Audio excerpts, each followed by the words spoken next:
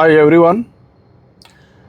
Today I wanted to speak to you all on a few basic issues, and basically I wanted to speak to you in a very open manner so that there is no ambiguity on these issues, and you all get benefited ultimately.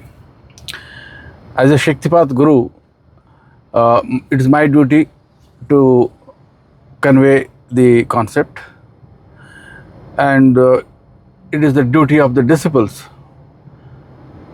how they receive it and whether they want to receive it or not. First of all, when it comes to the subject of spiritual journey, I'm sure you all will agree it is a serious business, which I mean to say it's not that any other business which are part of this materialistic world, they are not serious. Yes, from materialistic point of view, everything is a serious business. But when it comes to spiritual journey, I'm sure you all agree that it's a different thing, and it has nothing to do with any of our materialistic pursuits. Spiritual journey is all about going internal to realize what we are truly, where have we come from. Today in this current lifetime, we all may say, no, I have been born to so and so parents, I have taken birth in so and so city or in a so and so country. But you all agree that it is a spirit which is at the core of every human being, and that spirit, call it soul or call it Atma, it has no identity of its own. Just like we all keep dropping our clothes every day, and once they become torn, we change them. So same is the case with the human body of flesh and blood. The moment we know that it is not fit enough for the soul, it would will, either due to old age or due to accident, then it will quit this body of flesh and blood and manufacture some other body. It will take birth in some other family. Therefore, what I am saying is, spiritual journey is not about our materialistic pursuits. You must always understand it. It has got something to do with our internal nature, which is at the core of all of us. But unfortunately, what happens is every yoga practitioner tends to get carried away by the externals. When I say externals, I mean to say that the external rituals, external attractions. Well, certain external things can be used as instruments. Now that is different again. Certain things, for example, people who participate in bhakti, who pursue bhakti yoga, they follow the path of devotion. They go to temples, they go to various places of worship. They worship their respective gods and goddesses according to their religious background. But here what is happening, all these external instruments like temples or religious shrines, they are only being used as instruments, and per se nothing is coming from the temples to you. I have to understand that. Don't get emotionally carried away. Those who especially pursue bhakti yoga, I do understand your sensitivities, because I have also been a great devotee of Lord Vishnu, and of course I am a devotee of Lord Vishnu. It is just that after having come on to the path of yoga, my Guru has now become the Lord Vishnu for me. My Guru has become my personal God for me now. That's all about it. Otherwise, it is understandable that one tends to become emotional But then that is the truth, in the sense no power can come from outside inside the human body, because what is there inside the human body is the eternal spirit or the soul, and that soul is of the same nature as that of universal God. If that be the case, how can something else come from outside to the all-powerful soul which is already there inside? Because whatever is there outside is there inside the soul also, or whatever is there the soul, whatever is there inside the soul or the individual spirit is all pervading, just like the universal God. So you see, that concept itself doesn't work out. Firstly, you have to understand it. Therefore, don't get emotional about it. So we are only using all the temples or the path of devotion or the images of various gods and goddesses basically as instruments to manifest the divinity within us. First, understand it. Anyway, notwithstanding that, it is not my intention to dwell into the concept of Bhakti Yoga or the path of devotion now in this video. Basically, I wanted to tell you this much, that spiritualism is a serious business. It is your way how you go internally. Rest everything make use of it as an instrument. So same is the case when it comes to the relationship between the disciple and the guru. Basically, guru is also an instrument. You make use of the guru as an instrument for your own spiritual growth, and the guru acts as the medium for you.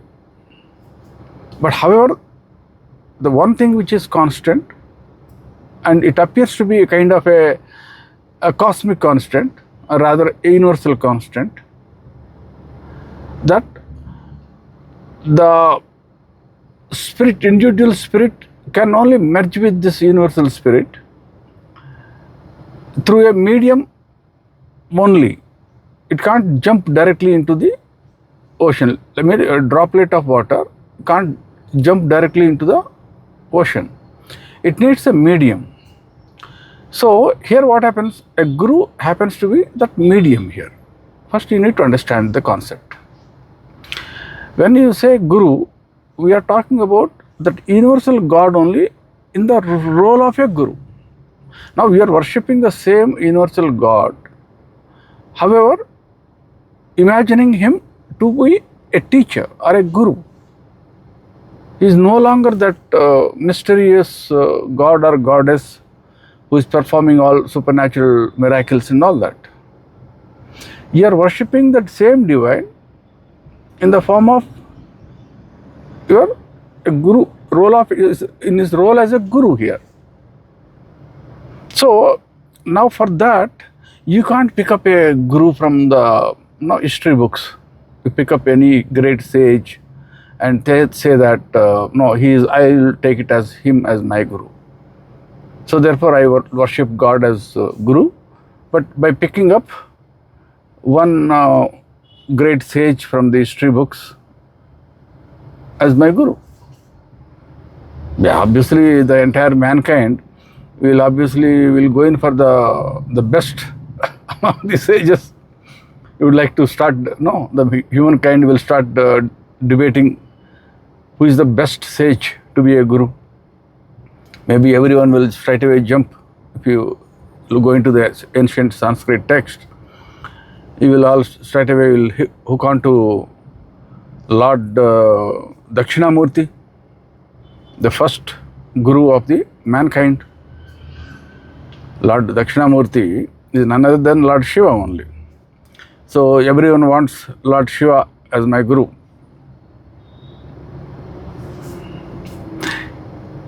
Perfect. There is nothing wrong as such in this.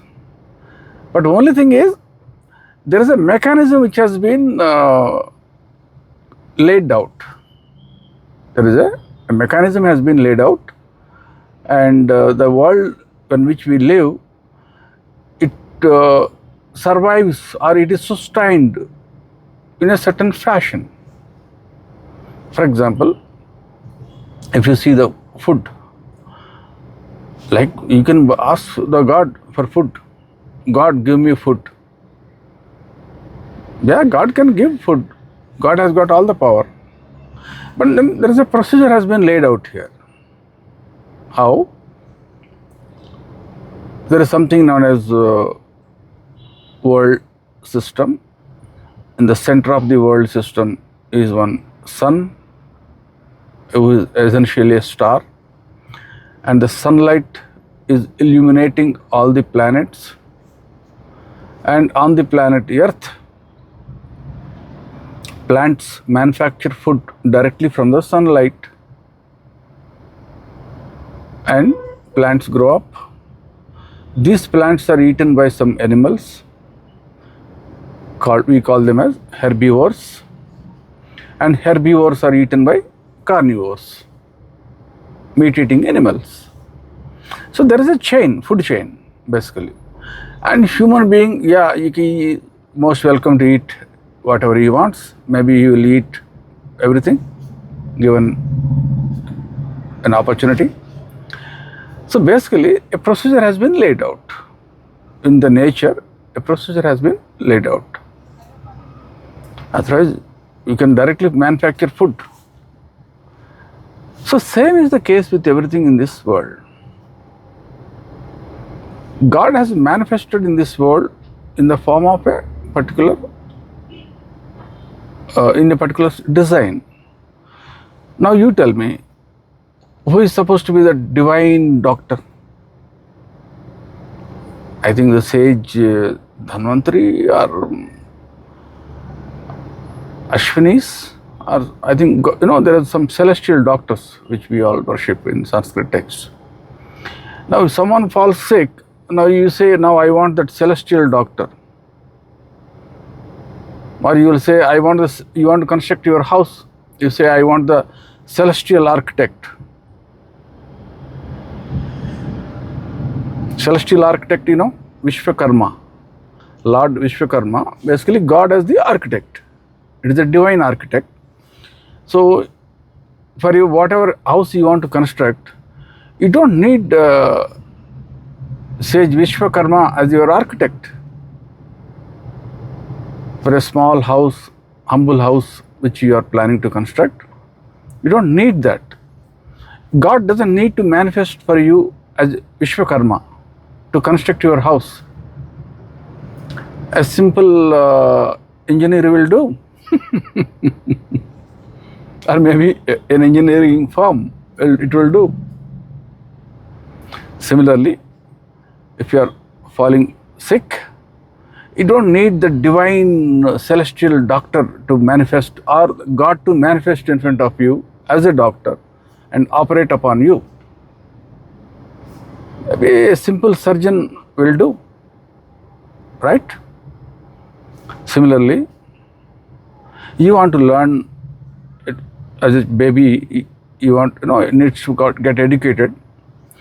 You don't need Goddess Saraswati to manifest, to teach the baby. A humble teacher in any elementary school will do. Because that elementary school teacher is none other than the manifestation of the Goddess Saraswati only. So you need to understand these things in all its essence. Everyone jumps, they get emotionally carried away. So in the spiritual journey also, everyone wants, I would like to worship so and so sage, he is my guru. You need to understand that there is a way that world has been designed. God has designed the world, divided it into various time zones, like we have Kruta Yoga, Treta Yoga, Dwapara Yuga and Kali Yuga. Similarly, from Yuga to Yuga, from time to time, God has been manifesting on this planet in different incarnations. So similarly, when you have this relationship between the guru and the disciple, It is just a relation, a phenomena. The relationship between a guru and a disciple, as we call it, guru shishya relationship, it is a phenomena. You need to respect that phenomena. That's what you need to understand it here. And it is the only way for the universal soul to merge, the individual soul to merge with the universal soul. The individual droplet of water can only merge in the larger ocean only through a medium known as that Guru Tattva. This is appears to be a kind of a universal reality. See, God wants it, He can manifest as human beings the way He wants. I mean, human beings can be born out of thin air. You don't need parents. You don't need a male and female to get married, have sex, or don't get married, still have sex and give birth to a baby. God can populate the earth as He wants. You see how the animal kingdom has been populated,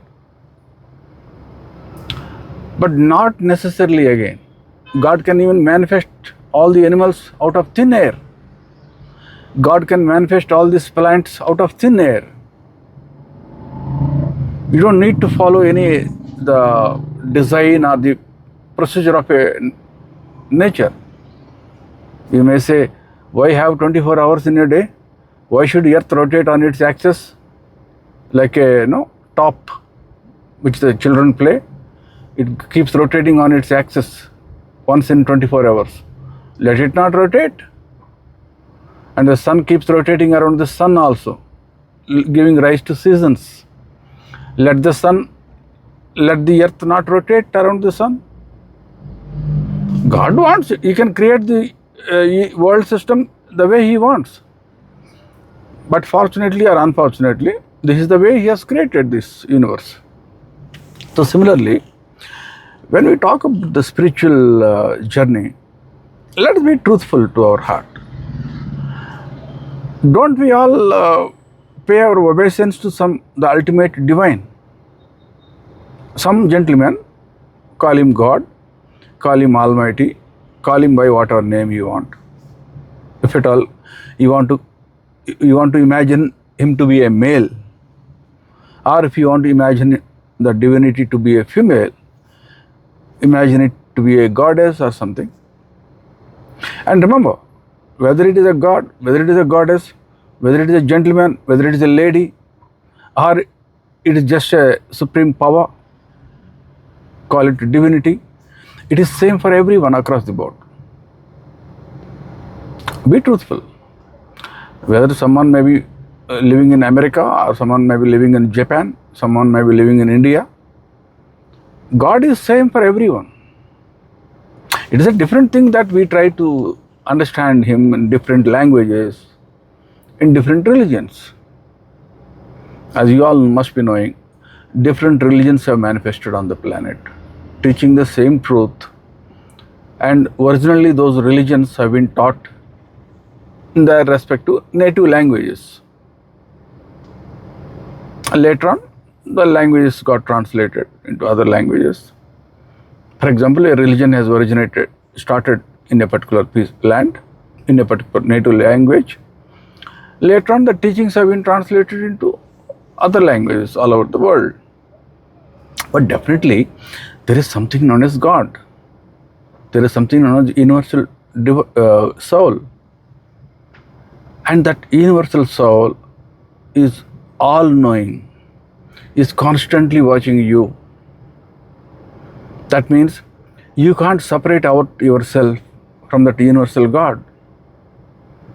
24/7, round the clock, you are under observation from the all-knowing divinity. You have not come from an alien world and say that, no, this God is different, my God is different.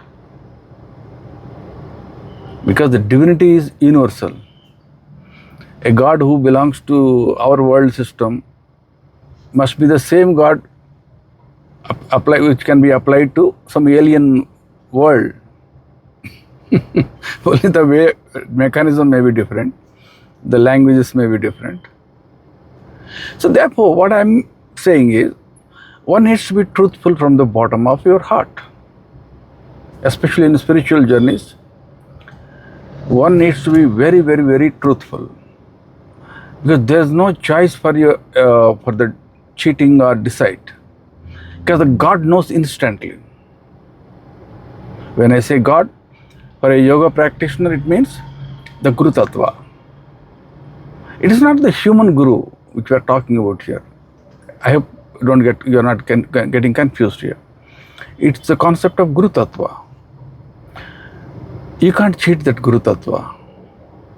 So therefore, for yoga practitioners, it becomes ultimately a kind of a trial by fire. You need to be truthful at the bottom of your heart. As a yoga practitioner, am I exercising self-surrender to that all-knowing Guru Tattva or not? If that is not happening, I says it is better for anyone for that matter, better to be an atheist. Just say that I don't believe in God. Just say that I don't believe in any religion. Just say that I don't believe in any yoga practice, and go on living about your life. Maybe at some point you will get the divine calling knocking on your door, and you will come onto the correct path. So therefore, it is better to be an atheist rather than to be a hypocrite.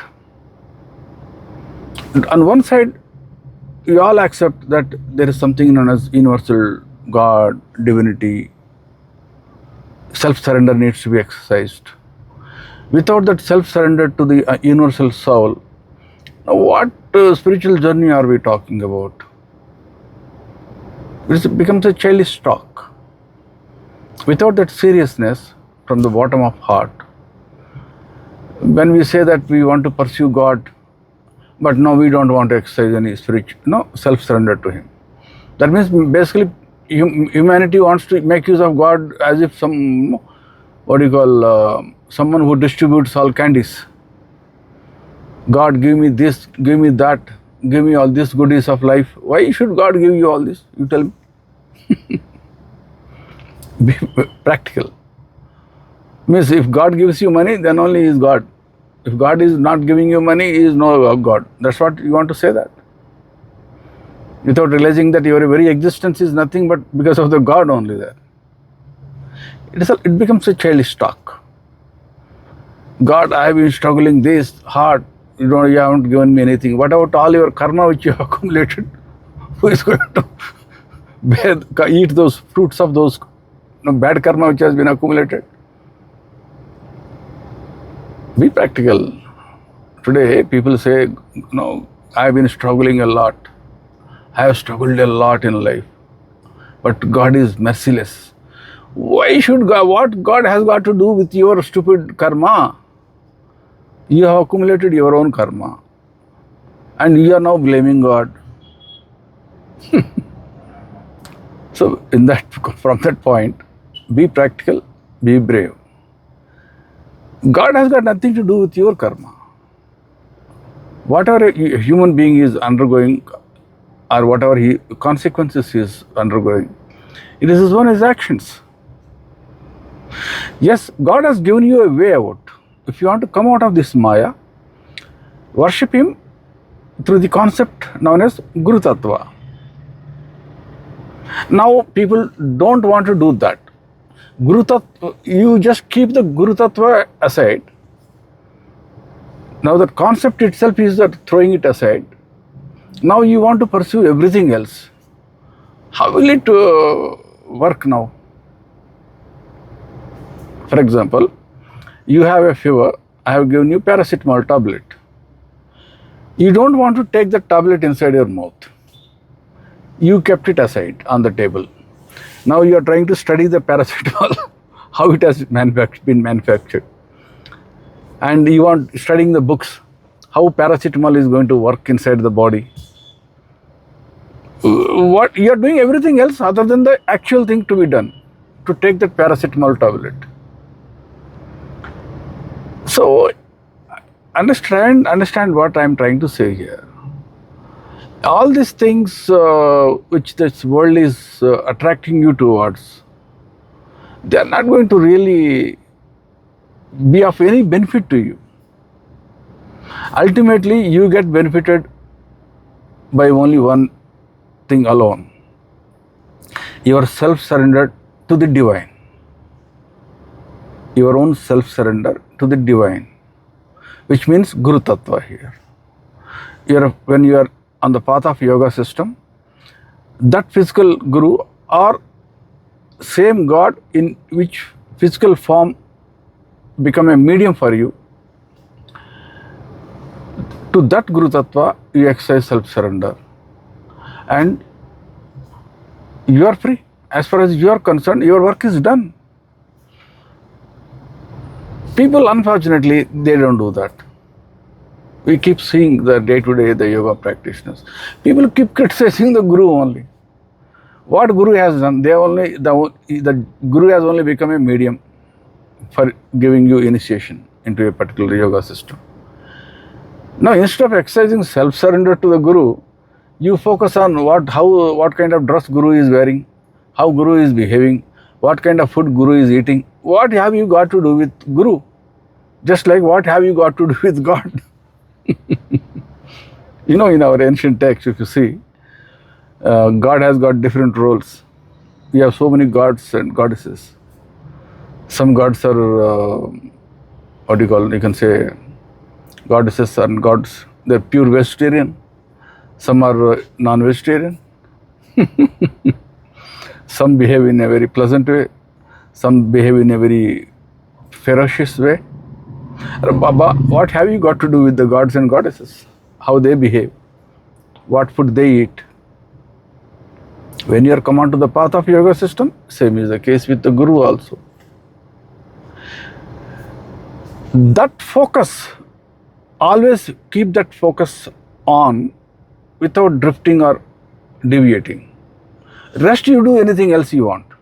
And that primary focus, that is focus of the soul or the Atma or the focus of the spirit which is in the core of your heart, that should be on the universal God, divinity, or what cosmic power, call it by whatever way you want.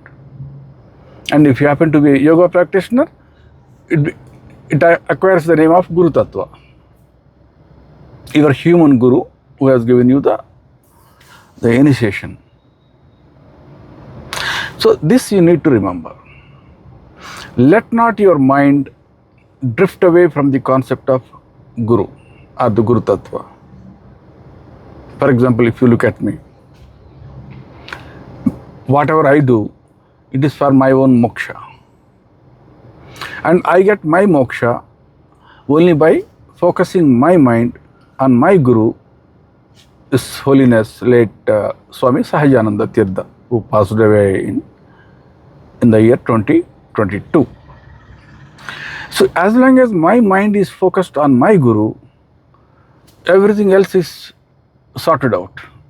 Rest everything falls into its place in this world as far as I am concerned. But my merger or my freedom from the cycle of karma is possible only as long as my mind is focused on my Guru. Of course, physically he is no longer there. While my Guruji was alive, I had the opportunity of serving him for about 15 years. I was fortunate enough.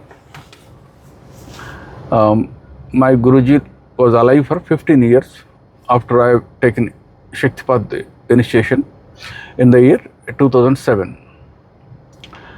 And it is now almost, you can say, approaching 4 years since my Guruji has passed away. But how does it matter to me? Because my devotion, my focus of the mind is always on my Guru. whether his holiness was alive, whether his holiness is no longer there. So in this current lifetime of mine, my moksha is possible only as long as my mind is focused on my Guru. The story begins there and ends there. This is the same thing which I wanted to tell all sadhaks also. Once you focus, mind is focused on your Guru, that's it. Lock it, seal it, so that it doesn't get drifted away by chance. But unfortunately, what happens is, our mind is manufactured this way. There is no point in blaming our mind also. Our mind is been manufactured to be very unstable. It is not stable. It can't focus, remain focused on an idea all the time. Mind keeps drifting left, right, and center. So if the mind is like that, what you do? Use the nature of the mind on its own, on it as against it rather. You put a bait to the mind so that wherever it may drift left and right, it always revolves around the idea of one concept. For example, I have been telling this many times earlier also. Let's say someone is a devotee of a god, let's say Lord Ram. Now that the mind is not stable. Sometimes today it may think about Lord Ram, tomorrow it may not. So what you do? You celebrate Lord Ram's birthday. You go and watch any street play of Lord Ram. Go and watch Ramayana on the TV. Go and do some chanting of Lord Ram's name every day. Write the name of Lord's name on a book. People keep writing 1 crore times. They write 1 crore times. That is about 10 million times. They write the name of the Lord 10 million times. All these things are a way basically to keep your mind hooked onto the name of Lord Ram or the concept of Lord Ram. So that mind, even if it drifts left and right, it doesn't matter. You are doing mind is doing something or the other. So that it is always remains focused on the idea of Lord Ram. Same is the case in the yoga practice also. Somehow keep the mind focused on the idea of Guru Tattva. That's all you got to do here. Do anything, but don't drift away from this. And unfortunately, what people try to get carried away emotionally, they try to start calculating from mathematically, and they try to I've seen people even end up arguing with their own guru, having hostile attitude towards the guru. Now the very purpose is defeated here. If the Maya has been successful, that means the moment a human being is trying to escape from the wheel of Maya, Maya is also simultaneously acting on him. The moment a yoga practitioner is trying to free himself, Maya is simultaneously trying to pull him back. If nothing works, it will create a kind of a hostile mindset against the guru of the disciple also now. Now the disciple will lose focus on the guru and then he is gone. Spiritually he is degenerated, gets degenerated. Maya has become powerful and successful. So be very careful about this, about the Maya trying to pull the sadhaks back. The very purpose is gone. What happened? Let's say a yoga practitioner, he has taken initiation from a guru.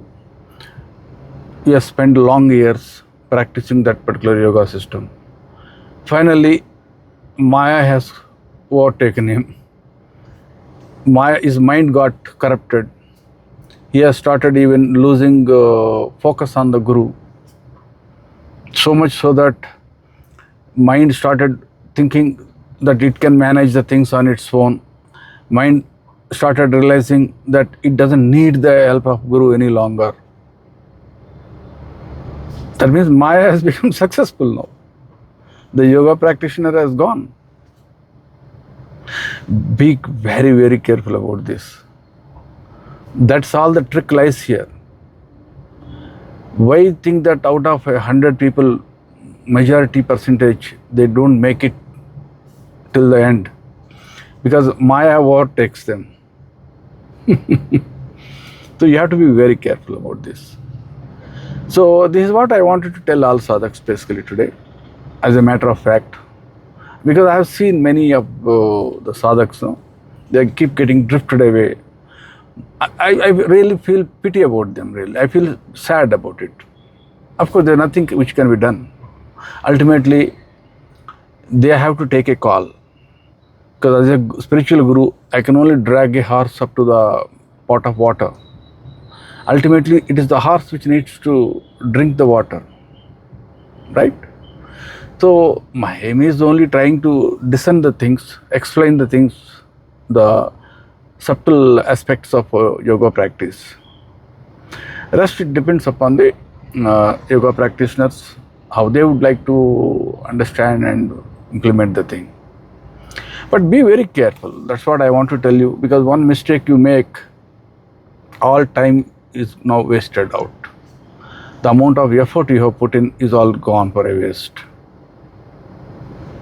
Especially when it comes to the relationship between the disciple and the guru, be very, very, very careful about it. Because it is your crucial life, you can say, life force. And Maya tries to attack that, break that, cut that link between the guru and disciple. Once that relationship is cut, it's gone. That's how Maya will try to pull you back from the pursuing yoga. Because I have seen, it is now almost, I am close to 2 decades now since I have taken Diksha from my Guruji, His Holiness.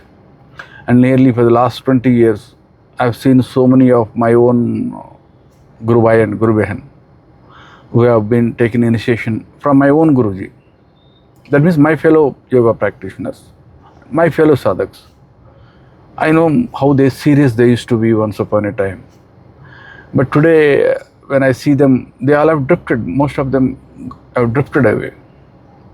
And I feel, obviously, I don't feel good about it. And same thing keeps happening with you and my disciples. And my disciples' disciples.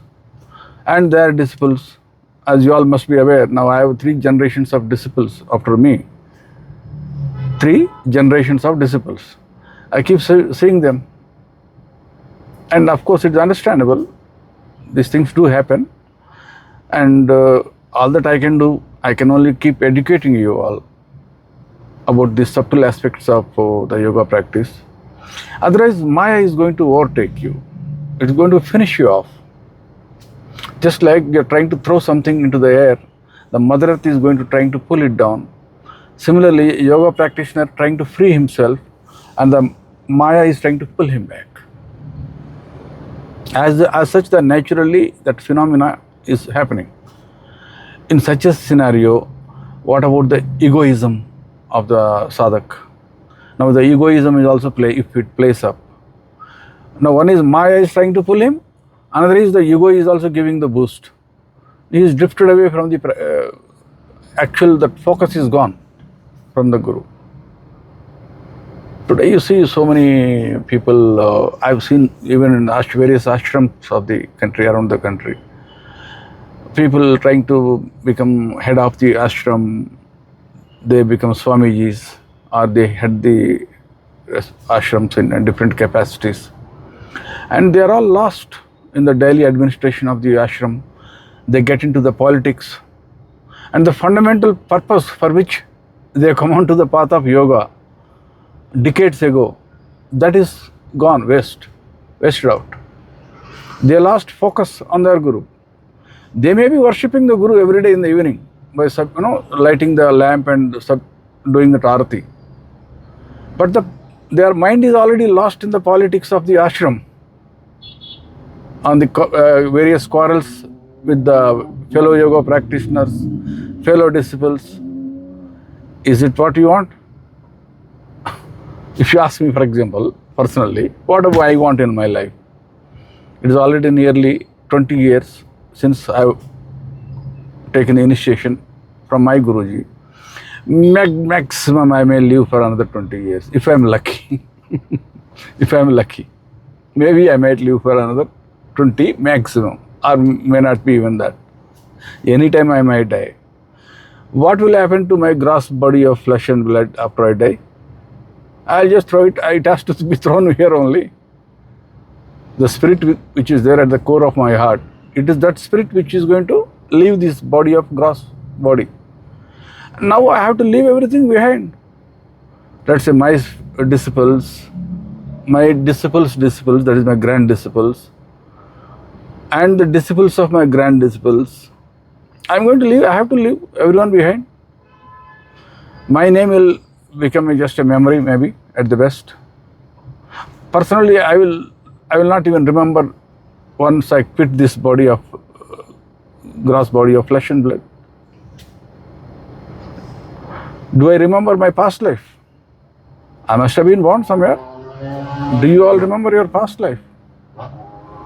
So same is the case with the present life also. And the time is ticking. Time is ticking. Destiny is knocking on your door, on your life. And try and take maximum use of it, and don't waste your precious lifetime. Don't get deviated, don't get distracted by the politics of Guru Bhai, disciples, ashrams, urge for recognition. What urge for recognition? What if I become very famous, let's say. I have become a very, very famous spiritual guru. What have I got to do with this fame now? Because it's a matter of 10 years, maybe I might die. Maybe another 5 years I might die. Once I quit this body of flesh and blood, it's gone. I don't even remember my name or fame. But what matters for me, how much of karma which is left in me at the end of the day. If I manage to burn down this karma, now I am free. I say goodbye to this world all around me. Bye-bye. Never to take birth again. And that's all my interest is. And so is the interest of everyone. Any yoga practitioner. What is your interest in that? Personal interest. How much you are free from your karma. Just like if you ask a businessman, what is your primary interest? He will say how much money he makes. And every businessman will say the same thing. How much money he has made. That's it. Because that is his primary purpose of life. Otherwise, the idea of doing business doesn't make any sense. So similarly, what is the primary purpose of yoga practice? To free from the karma. That primary purpose is being violated. You are accumulating more karma instead of freeing yourself from the karma. Now, what is the point in doing the yoga practice? That's why I said it is better to be an atheist rather than being an hypocrite, which generally you will find most of the mankind does. On one side they say, everyone says, I worship so and so God, so and so goddess. But he doesn't have faith in that same God or goddess. Or that God or goddess is good as long as money is coming from some kind of, through some way or the other. Or some benefit is happening to the personal life. If no personal benefit, no money, God has no use. That is the trend of human beings. So why do you want to give that word of spiritualism, or what do you call that, spiritualism, salvation, whatever. religion, God, goddess. Why all this, flowery language, wastage of terms and words? Better to be an atheist, no? Let the gods and goddesses go to hell.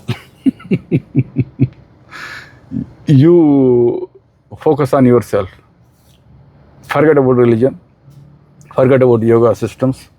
Forget about soul. Forget about Atma. Forget about Dharma. Forget about everything else. Bother about your own self. How much money you make.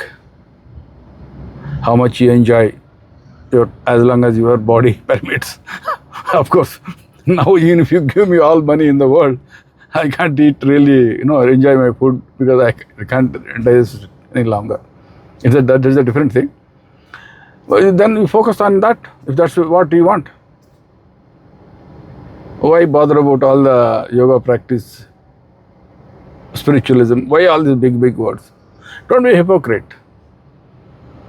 Better to be atheist. Be strong. That's what I wanted to talk to you all about today. Don't be a hypocrite.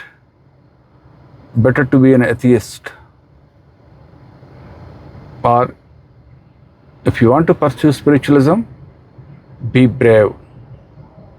Be brave. And that calls for absolute surrender to the Guru Tattva, without which absolutely nothing is going to happen. Anyone can go and bang their head in any corner of the world. Nothing is going to happen as long as the mind is not focused on the concept of Guru Tattva or God as Guru. As simple as that. All the best to you all. Bye. That is enough for today. God bless you all.